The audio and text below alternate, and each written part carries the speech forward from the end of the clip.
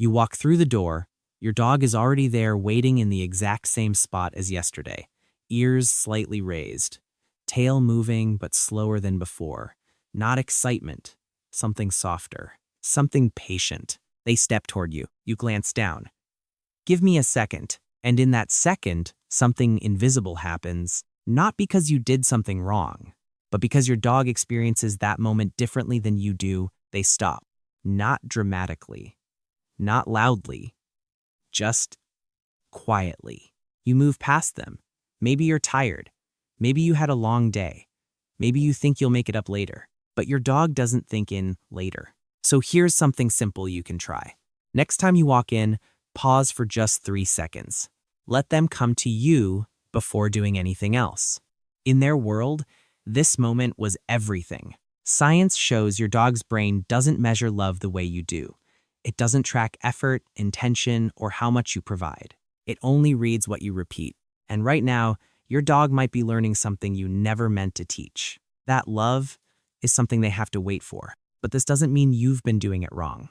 It just means your dog experiences these moments more literally than you expect. What just happened in that small moment wasn't small at all inside your dog's brain. When your dog saw you walk in, the amygdala responsible for emotional processing immediately activated.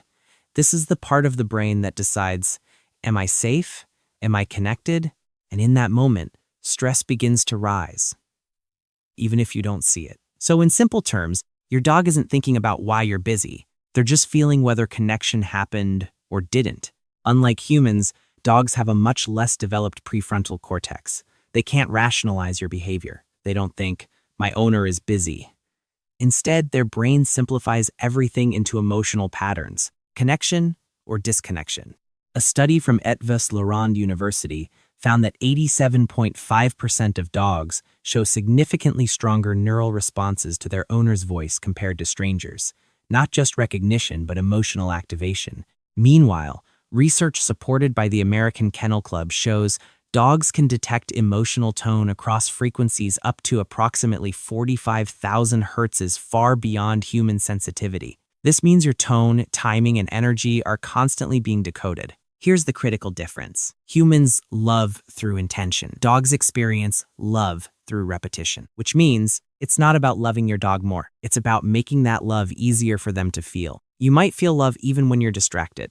Your dog only feels love when it's expressed in consistent signals. To you, skipping one greeting feels harmless. To your dog's brain, it becomes data. Repeated enough times, it becomes belief. And that belief shapes how safe, secure, and connected your dog feels, not just today, but over their entire life.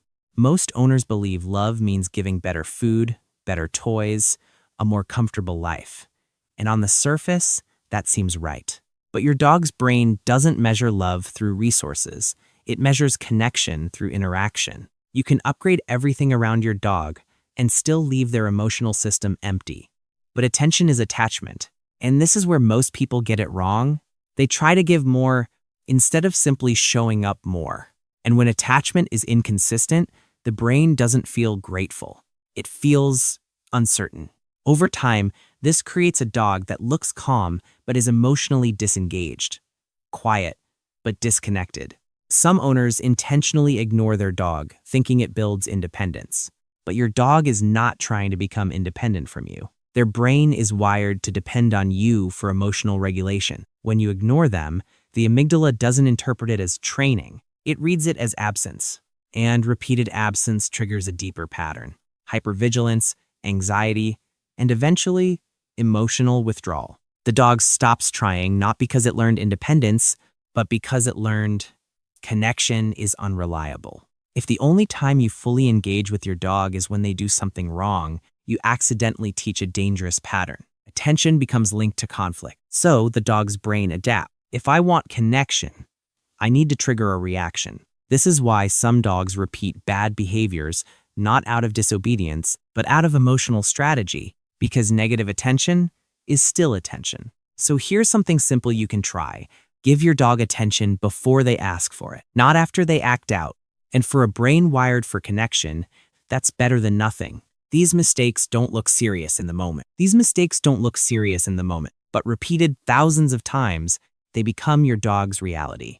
So what actually makes a dog feel loved in a way they understand? It starts with something most people overlook. They become your dog's reality. And once a pattern becomes reality, it becomes identity. The first way your dog feels love is through something most people rush past: eye contact. Not quick glances, not distracted looks, but calm, present, intentional eye contact. When you sit at your dog's level and hold a soft gaze, even for 30 seconds, you activate oxytocin in both of your brains. This is the same bonding response found between a mother and her child. To your dog, this moment says one thing clearly: I'm here, fully. Try this tonight. Sit at their level for just 30 seconds. No phone, no distractions. Just you and them. And that changes everything. The second thing most people miss isn't whether you greet your dog. It's whether your dog can predict you. Dogs don't just crave attention. They crave emotional certainty. If your greetings change every day, sometimes warm, sometimes rushed, the brain stays on alert. But when you repeat the same calm pattern, pause, name, touch, soft voice, your dog stops guessing. And when the brain stops guessing, it starts feeling safe. The third one is where damage usually starts: your voice. Most people use their voice only to command, correct, or control. But to your dog, your voice is emotional data. When your tone is sharp, unpredictable, or cold, even briefly, it shifts the entire emotional meaning. Instead, lower your volume, slow your rhythm, add warmth, say simple things, not to instruct, but to connect. Because your dog doesn't just hear your word, they feel your tone. The fourth thing your dog quietly needs is something small but repeated: touch. Not long sessions, not forced affection, just 3 to 5 seconds of gentle contact, multiple times a day. Each touch tells the nervous system, you're safe, I'm here. And over time, these micro moments build a stable emotional baseline. It's not intensity that creates bonding, it's consistency. The fifth one most owners underestimate is something you can't even see: scent. To your dog, your smell is not just identity, it's emotional presence. Leaving a worn shirt or blanket where your dog rests can reduce cortisol when you're gone. Because even in your absence, your scent tells their brain, you're not alone. And the last one changes everything: the way you walk your dog. Most walks are controlled by humans' direction, pace, timing. But your dog needs moments of control too. Let them choose the path. Let them stop. Let them sniff. Sniffing activates dopamine and reduces stress. It gives your dog a sense of agency in a world they don't control. And that sense of control creates calm. A fulfilled dog isn't the one that walks the farthest. It's the one that feels the most. Your dog doesn't need more from you. It needs something clearer, not bigger love, but repeated signals of love it can understand. By now, you can probably see it. Your dog was never asking for more. Not more toys, not more space, not even more time. They were asking for something much quieter and much more specific: clarity, consistency, connection they can actually feel. Because in your world, love can exist in your intentions. But in your dog's world, love only exists in what happens again and again.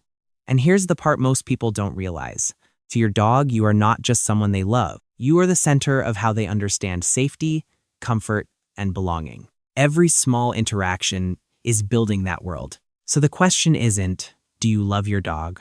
It's, can your dog feel it the way their brain is designed to? Pick just one of these today. One small change. Repeat it. Because for your dog, that one change isn't small. It's everything.